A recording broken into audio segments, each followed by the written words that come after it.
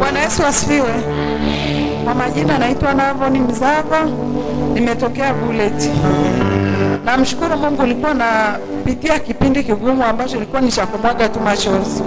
Nikipata kazi ghafla inaisha, lakini namshukuru Mungu nilielekezwa na mtoto wa mjomba wangu ambaye leo nimekuja naye. Nashukuru Mungu, baba alinionekania nikafunguliwa. Na kingine nilikuambia kwamba alienda kufanya interview. Ndio. Nilipoenda kufanya interview, nashukuru Mungu tulikuwa wengi, lakini ile siku Alhamisi nilipotoka hapa, ndio, Ijumaa nikapigiwa simu nikaambiwa interview ya kwanza nimefaulu.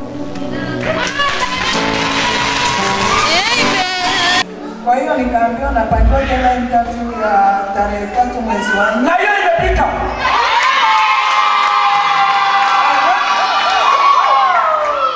Nimeambiwa niende bila ya asubuhi.